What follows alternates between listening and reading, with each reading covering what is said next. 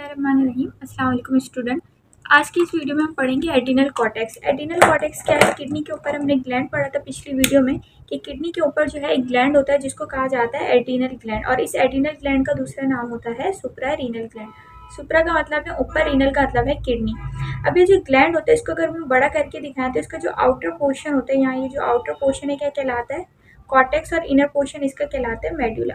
ये inner portion इसका क्या है? मेडुला। और आउटर पोर्शन इसका क्या कहलाता है? कॉर्टेक्स। जब इसको फर्दर देखते हैं तो इस कॉर्टेक्स के अंदर टोटल कितनी लेयर होती है? 3 लेयर होती है, और वो 3 लेयर डिफरेंट तरह के हार्मोन सिक्रीट करते हैं। यहाँ पर लिखा है कि हार्मोन क्या आता है? एड्रिनल कॉर्टेक्स से जितने भी हार्मोन रिलीज होते हैं वो सारे क्या होते हैं? स्टीरॉयड इन नेचर होते हैं। इस वजह से हम उनको क्या कहते हैं? कॉर्टिकोस्टीरॉयड, यानी कि स्टीरॉयड हार्मोन है और कहाँ से रिलीज हो रहे हैं? कॉर्टेक्स पोर्शन से। इस वजह से इसका नाम क्या रखा गया? कॉर्टिकोस्टीरॉयड। 3 तरह के डिफरेंट हार्मोन है, 3 तरह की डिफरेंट लेयर से रिलीज होते हैं। आइए हम देखते हैं बोर्ड पर। यहाँ पर लिखा गया एड्रिनल कॉर्टेक्स। एड्रिनल कॉर्टेक्स ऐसे हार्मोन रिलीज करते हैं जो स्टीरॉयड हार्मोन होता है, और इनको कलेक्टिवली क्या कहा जाता है? Corticosteroid. Steroid means that hormone which are lipid in nature and release from the cortex part of the adrenal gland, that's why it is collectively termed as corticosteroid. And then adrenal cortex जो portion होता है, जब हम इसको काट कर देखते हैं तो इस एड्रिनल कॉर्टेक्स पोर्शन के अंदर भी इसकी 3 लेयर होती हैं। पहली लेयर कहलाती है जोना ग्लोमेरुलोसा, जोना दूसरी लेयर है जोना फेसिकुलेटा, तीसरी है जोना रेटिकुलरिस। तो ये 3 डिफरेंट लेयर आती है। अगर मैं इसको थोड़ा बड़ा करके बनाऊँ तो इस तरह से होगा। ये इसका आउटर पोर्शन है, इसके यहाँ पर ये पहली लेयर होगी, ठीक है।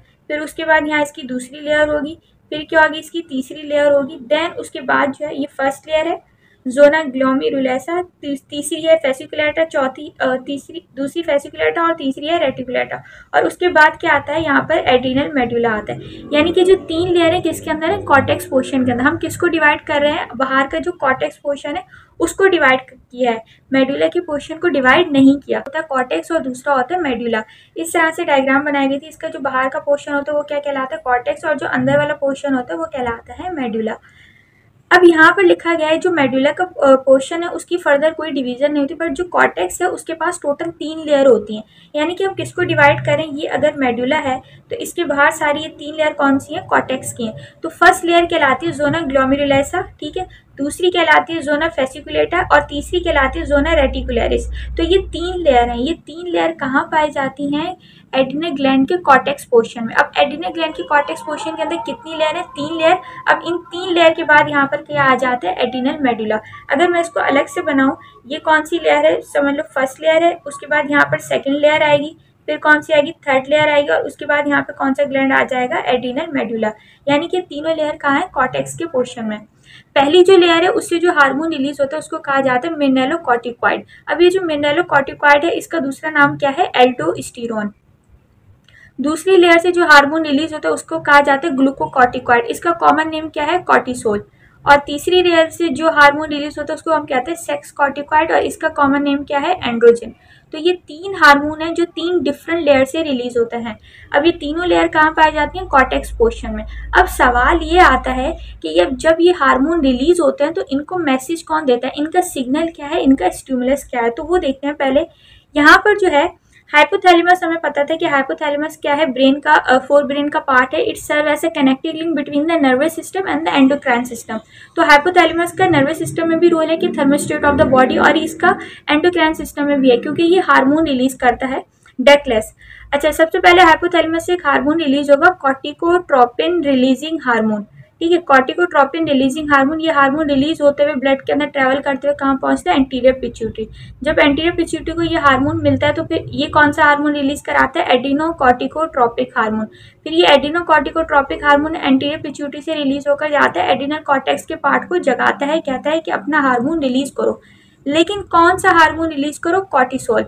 तो कॉर्टिसोल को जगाने, कॉर्टिसोल कहाँ से रिलीज होगा? एड्रिनल कॉर्टेक्स से। कौन जगाएगा एड्रिनल कॉर्टेक्स को? एंटीरियर पिट्यूटरी का हार्मोन एसीटीएच। एंटीरियर पिट्यूटरी के एसीटीएच को कौन जगाता है? हाइपोथैलेमस का सीआरएच, कॉर्टिकोट्रोपिन रिलीजिंग हार्मोन। और कॉर्टिकोट्रोपिन रिलीजिंग हार्मोन हाइपोथैलेमस से रिलीज क्यों होता है? यहाँ पर जो स्टिमुलस होता है वो क्या होता है? स्ट्रेस। तो जब स्ट्रेस की कंडीशन आती है तब जो है ये हार्मोन रिलीज होता है। अब हम यहाँ पर फर्स्ट लेयर का हार्मोन पढ़ेंगे जिसको कहते हैं मिनरलोकॉर्टिकॉइड। मिनरल कॉर्टिकॉइड का दूसरा नाम क्या है? एल्डोस्टेरोन। अच्छा, मिनरल कॉर्टिकॉइड ये कैसे रिलीज होता है? मैंने सिर्फ कॉर्टिसोल का बताया कि कॉर्टिसोल को कौन रिलीज कराता है? एंटीरियर पिट्यूटरी का हार्मोन। कॉर्टिसोल किसके कंट्रोल में? एंटीरियर पिट्यूटरी का हार्मोन। जब तक इसको ग्रीन सिग्नल नहीं देगा तब तक रिलीज नहीं होगा। तो एंटीरियर पिट्यूटरी का हार्मोन भी तब तक रिलीज नहीं होता जब तक हाइपोथैलेमस का हार्मोन सिग्नल ना दे, और हाइपोथैलेमस का भी हार्मोन तब तक रिलीज नहीं होगा जब तक इसको कोई स्ट्रेस वाली स्टिमुलस की सिचुएशन ना मिले। अब यहाँ देखते हैं mineral corticoid. Mineral corticoid hormone का बताया कि जब सोडियम का लेवल ब्लड के अंदर कम हो जाता है तो किडनी एक एंजाइम सीक्रेट करती है जिसको कहते हैं रेनिन। यानी कि क्या कहें, जब ब्लड के अंदर सोडियम का लेवल कम है तो ऑब्वियसली ब्लड क्या होता है, किडनी से गुजर रहा होता है, तो किडनी सेंस कर लेती है कि ब्लड के अंदर सोडियम का लेवल कम है, तो किडनी एक एंजाइम सीक्रेट करेगी रेनिन। अब ये एंजाइम क्या करता है, ब्लड के अंदर जाता है, एक प्लाज्मा प्रोटीन होता है एंजियोटेंसिनोजिन। इस एंजियोटेंसिनोजिन को कन्वर्ट कराते हैं एंजियोटेंसिन 1। तो एंजियोटेंसिनोजिन क्या है? प्लाज्मा प्रोटीन है। किसने कन्वर्ट कराया? रेनिन ने। रेनिन ने एंजियोटेंसिनोजिन को कन्वर्ट कराया एंजियोटेंसिन 1 के अंदर। फिर ये एंजियोटेंसिन 1 कहाँ जाता है? लंग्स के पास जाता है। लंग्स के पास जब ये जाता है तो वहां पर ये कन्वर्ट हो जाता है एंजियोटेंसिन 2 के अंदर। तो एंजियोटेंसिन 2 के अंदर इसको कौन कन्वर्ट करता है? एस। एस का मतलब ये एंजाइम है एंजियोटेंसिन कन्वर्टिंग एंजाइम। ये क्या करता है? एंजियोटेंसिन 1 को कन्वर्ट कराता है 2 के अंदर। तो रेनिन ने पहले एंजियोटेंसिनोजिन को कन्वर्ट कराया एंजियोटेंसिन 1, फिर ये एंजियोटेंसिन 1 कहाँ जाते हैं? लंग्स के पास जाते हैं। लंग्स के अंदर इनकी फर्दर कन्वर्जन हो जाती है किसके अंदर? एंजियोटेंसिन 2। अब ये एंजियोटेंसिन 2 क्या करता है? ये जाकर एड्रिनल ग्लैंड को जाकर एड्रिनल कॉर्टेक्स को जगाता है। एड्रिनल ग्लैंड के कौन से पार्ट को जगाएगा? एड्रिनल कॉर्टेक्स को। उसको बोलेगा कि अपनी फर्स्ट लेयर से कौन सा हार्मोन रिलीज करो? मिनरल कॉर्टिकॉइड, जिसका नाम क्या है? एल्डोस्टेरोन। यानी कि एल्डोस्टेरोन एंटीरियर पिट्यूटरी के कंट्रोल में नहीं है। एल्डोस्टेरोन को रिलीज कौन करा रहे हैं? एंजियोटेंसिन 2। एंजियोटेंसिन 2 कैसे बना? एंजियोटेंसिन 1 से। एंजियोटेंसिन 1 किसने बनाया? किडनी से जो एंजाइम आता है रेनिन, वो बनाता है एंजियोटेंसिन से एंजियोटेंसिन 1। तो ये पूरी इसकी कहानी है। इस वजह से इस सिस्टम को क्या कहा जाता है? RAAS system. Renin, angiotensin, aldosterone system. सबसे पहले रेनिन आते क्या करता है? एंजियोटेंसिन बनाता है। फिर वो एंजियोटेंसिन से क्या होता है? एंजियोटेंसिन 2 बनता है। उसके बाद एंड में क्या रिलीज होता है? एल्डोस्टेरोन। तो यानी कि रेनिन, एंजियोटेंसिन, एल्डोस्टेरोन वाला सिस्टम है। तो इसको क्या कहा जाता है? पूरा रास सिस्टम भी कहा जाता है। इसके सवाल भी एप्टीट्यूड में आते हैं। अब देखते हैं एल्डोस्टेरोन काम कैसे करता है। एल्डोस्टेरोन कब रिलीज हो रहा था? जब सोडियम का लेवल कम था। तो ऑब्वियसली क्या करेगा? सोडियम के लेवल को बढ़ाएगा। एल्डोस्टेरोन क्या कराएगा? रीअब्जॉर्प्शन ऑफ सोडियम किडनी से क्या कराएगा? इंक्रीज करा देगा। किडनी के अंदर हमें पता है कहाँ से जो है सोडियम की रीअब्जॉर्प्शन होगी? नेफ्रॉन से। नेफ्रॉन के भी फिर लिम्ब होते हैं, असेंडिंग लिम्ब होता है और डिसेंडिंग लिम्ब होता है। जो लिम्ब नीचे की तरफ जा रहा होता है नेफ्रॉन के अंदर उसको हम कहते हैं डिसेंडिंग लिम्ब, और जो लिम्ब ऊपर की तरफ जा रहा होता है उसको कहा जाता है असेंडिंग लिम्ब। तो किडनी की रीअब्जॉर्प्शन, किडनी के अंदर सोडियम की रीअब्जॉर्प्शन कहाँ से होगी? असेंडिंग लिम्ब से। यानी कि एल्डोस्टेरोन सोडियम की रीअब्जॉर्प्शन कराता है किडनी से। किडनी में कहाँ से? नेफ्रॉन से। नेफ्रॉन के कौन से पार्ट से? तो असेंडिंग लिम्ब से। अब जब सोडियम रीअब्जॉर्ब होकर ब्लड के अंदर जाएगा तो वाटर भी रीअब्जॉर्ब होगा, क्योंकि सोडियम का लेवल जो ब्लड के अंदर भर रहा है हाइपरटोनिक होती है तो वाटर भी रीअब्जॉर्ब होने लगता है। जब वाटर रीअब्जॉर्ब होगा तो ऑब्वियसली ब्लड का वॉल्यूम बढ़ जाएगा। जब ब्लड का वॉल्यूम बढ़ जाता है तो ब्लड प्रेशर क्या हो जाता है? इंक्रीज। अब ये वेसल का डायमीटर इतना ही था, यहाँ सोडियम क्या है? बहुत ज्यादा आ रहा है। जब सोडियम यहाँ ज्यादा आता है तो बराबर के जो टिश्यूज होते हैं इनसे क्या करते हैं? वाटर की रीअब्जॉर्ब करा के अपने अंदर लाता है। जब वाटर रीअब्जॉर्ब होकर यहाँ ज्यादा आएगा तो ब्लड के अंदर भी ऑब्वियसली वाटर होता है, ए सेल्यूलर पार्ट भी होता है, सेल्यूलर भी होता है। तो जो ब्लड का वॉल्यूम है वो क्या हो जाएगा? इंक्रीज। लेकिन जो ब्लड वेसल का डायमीटर है वो इतना ही रहेगा। तो जिसकी वजह से जो ब्लड वॉल्यूम ज्यादा है तो वेसल पर क्या लगेगा? यहाँ पर ब्लड प्रेशर लगेगा। तो इस तरह से ब्लड प्रेशर को इंक्रीज कराया जाता है।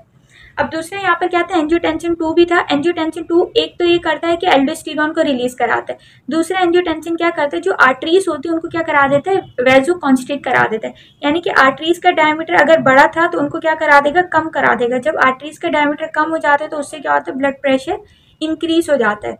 इसी तरह एक और बीमारी है जिसको कहते हैं एडिसन डिजीज। एडिसन डिजीज वैसे तो कॉर्टिसोल में है, लेकिन यहाँ पर भी इसका मैं पूरा डिटेल में बता देती हूँ। एडिसन डिजीज क्या है? ये एक ऑटो इम्यून डिसऑर्डर है। ऑटो इम्यून डिसऑर्डर क्या होता है? जब हमारी बॉडी के इम्यून सिस्टम के सेल हमारे ही बॉडी के ग्लैंड को खत्म करना स्टार्ट कर दें। यानी कि हमारी बॉडी का जो इम्यून सिस्टम के सेल हैं, वाइट ब्लड सेल, उनका काम था बाहर से आए हुए माइक्रो ऑर्गेनिज्म को मारना, उन एंटीजेंस को मारना, वायरस और बैक्टीरिया को मारना। लेकिन यहाँ पर हमारी बॉडी के इम्यून सिस्टम के सेल क्या कर रहे हैं कि एंटीबॉडीज रिलीज करके मारते थे। तो एंटीबॉडी से जो रिलीज कर रहे हैं वो किसके खिलाफ कर रहे हैं? एड्रीनल ग्लैंड के खिलाफ, यानी कि एड्रीनल ग्लैंड को जो है ये खत्म करना है, एड्रीनल ग्लैंड के सेल को मार रहे हैं। तो इस वजह से क्या होगा, लेकिन ये एड्रीनल ग्लैंड का जो पोर्शन है जिस पर एंटीबॉडीज या इम्यून सिस्टम अटैक करता है वो कौन सा है? ये दो पोर्शन है, यानी कि इन दो लेयर्स को ये डिस्ट्रॉय करते हैं। जब ये दो लेयर खत्म होंगी तो ऑब्वियसली ये दो हार्मोन नहीं रिलीज होंगे, इसमें एक है एल्डोस्टेरोन, दूसरा है कॉर्टिसोल। तो जब एड्रीनल ग्लैंड इसकी वजह से क्या हो जाएगा? खराब हो जाएगा। लेकिन एड्रीनल ग्लैंड की दो लेयर खराब होती हैं, दो डैमेज होने स्टार्ट हो जाते हैं, जिसके नतीजे में क्या होगा? एल्डोस्टेरोन नहीं बनेगा और कॉर्टिसोल नहीं बनेगा। कॉर्टिसोल हम नेक्स्ट वीडियो में देखेंगे। यहाँ से हम देखते हैं एल्डोस्टेरोन का। जब एल्डोस्टेरोन नहीं बनेगा तो ऑब्वियसली सोडियम का लेवल क्या रहेगा? कम ही रहेगा। जब सोडियम का लेवल कम होगा तो ब्लड प्रेशर भी क्या होगा? कम रहेगा, जिससे क्या हो सकती है? वोमिटिंग वगैरह इंड्यूस हो जाती है। जब सोडियम का लेवल कम होगा, ठीक है, क्यों कम हो रहा है? क्योंकि एल्डोस्टेरोन नहीं आ रहा है। एल्डोस्टेरोन क्यों नहीं आ रहा है? एडिसन डिजीज हो गई। एडिसन डिजीज क्यों हो गई? इम्यून सिस्टम का सेल जो है एड्रीनल ग्लैंड को खत्म करना स्टार्ट कर रहा है। तो जब सोडियम का लेवल कम होता है तो उसके लिए हम टर्म यूज करते हैं हाइपोनेट्रीमिया।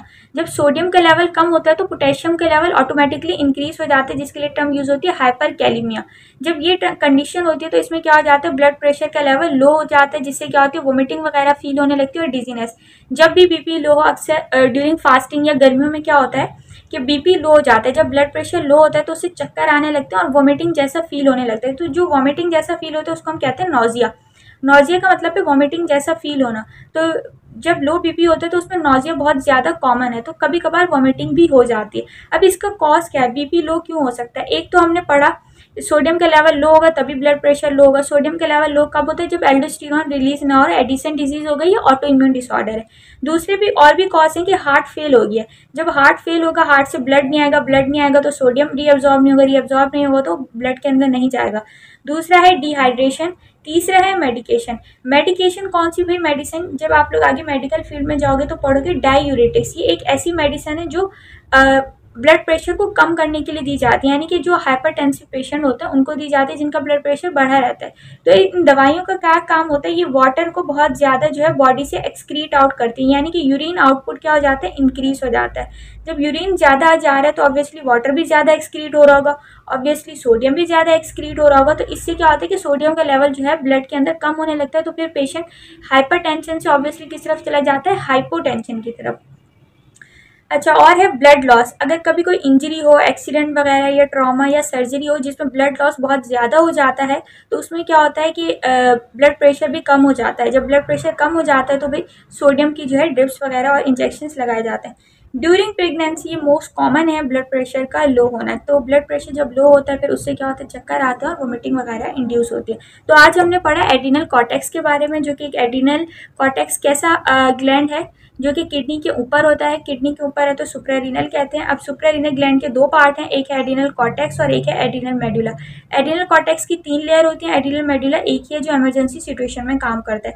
एड्रीनल कॉर्टेक्स की 3 डिफरेंट लेयर है, उन 3 डिफरेंट लेयर से डिफरेंट हार्मोन रिलीज होते हैं। ये जो कॉर्टिसोल है किस पर डिपेंड करता है? हाइपोथैलेमस। जबकि मिनरल कॉर्टिकॉइड किस पर डिपेंड करते हैं? एंजियोटेंसिन सिस्टम पर, जिसको हम कहते हैं रास system, renin angiotensin aldosterone system. यानी कि एल्डोस्टेरोन का कौन रिलीज कराता है? एंजियोटेंसिन रिलीज कराता है। तो एंजियोटेंसिन एक तो एल्डोस्टेरोन को रिलीज करा के ब्लड प्रेशर को मेंटेन करता है, दूसरा क्या करता है? आर्टरीज को कॉन्ट्रैक्ट करा देता है ताकि क्या हो? डायमीटर कम हो और ब्लड प्रेशर इंक्रीज हो जाए। बाकी इससे रिलेटेड कोई सवाल हो तो आप लोग कमेंट सेक्शन में पूछ सकते हैं। भी देख लेते हैं। एल्डोस्टेरोन क्या है? कॉर्टिकोस्टेरॉइड हार्मोन है जिसको हम क्या कहते हैं? मिनरल कॉर्टिकॉइड, क्योंकि ये मिनरल्स के लेवल को बैलेंस करता है जैसे सोडियम है। Because it help to regulate the mineral balance. अच्छा, इसका प्राइमरी एक्शन क्या होता है? किडनी से क्या कराते हैं? रीअब्जॉर्प्शन ऑफ सोडियम कराते हैं कि यूरिन के अंदर ज़्यादा सोडियम ना जाए। सोडियम का काम क्या होता है? ब्लड वॉल्यूम और ब्लड प्रेशर को मेंटेन करना। यहाँ लिखा है जब सोडियम का लेवल लो होता है तो किडनी एक एंजाइम रिलीज करती है जिसको क्या कहते हैं हम? रेनिन। रेनिन क्या करता है? एक प्लाज्मा प्रोटीन होता है जिसको क्या करता है? जो कि प्लाज्मा प्रोटीन कहाँ से आ रहा होता है, लिवर से आ रहा होता है। एंजियोटेंसिनोजिन, इस एंजियोटेंसिनोजिन को किसके अंदर कन्वर्ट करा देगा, एंजियोटेंसिन 1। तो यहाँ पर ये लिखा है convert plasma protein angiotensinogen into angiotensin 1। अभी एंजियोटेंसिन 1 जो है बाद में कहाँ जाता है, लंग्स के पास जाता है। लंग्स के पास एक एंजाइम होता है एस, एंजियोटेंसिन कन्वर्टिंग एंजाइम। ये क्या करता है, एंजियोटेंसिन 1 को एंजियोटेंसिन 2 के अंदर कन्वर्ट करा देता है। यहाँ पर ये लिखा हुआ है letter it is converted into angiotensin in the lung. और उसके बाद लिखा है which stimulate the adrenal cortex to release aldosterone, this is called renin angiotensin aldosterone system. उसके बाद क्या करते हैं, एंजियोटेंसिन 2 क्या होता है, किडनी के पास जाता है, किडनी के एड्रिनल ग्लैंड के पास जाता है और वहाँ पर एड्रिनल ग्लैंड के कौन से पोर्शन को जगाता है, कॉर्टेक्स वाले पोर्शन को। और वहाँ से कौन सा हार्मोन रिलीज कराता है, मिनरल कॉर्टिकॉइड, जिसको एल्डोस्टेरोन कहते हैं। एक तो ये कराएगा, तो एल्डोस्टेरोन यहाँ पर आता है। ये किडनी के अंदर ये पूरी नेफ्रॉन की डायग्राम बनी हुई है। नेफ्रॉन से क्या कराते हैं, सोडियम की रीअब्जॉर्प्शन कराएगा। जब सोडियम रीअब्जॉर्ब होगा तो वाटर भी रीअब्जॉर्ब होगा, वाटर रीअब्जॉर्ब होगा तो ब्लड वॉल्यूम बढ़ जाता है, जिससे क्या होता है, ब्लड प्रेशर इंक्रीज हो जाता है। दूसरा यहाँ लिखा है एंजियोटेंसिन 2 क्या कराते हैं, वेजो कॉन्स्ट्रिक्शन करा देता है, वेजल का डायमीटर कम करा देता है। जब वेजल का डायमीटर कम हो जाता है तो उससे क्या होता है, ऑटोमेटिकली ब्लड प्रेशर इंक्रीज हो जाता है।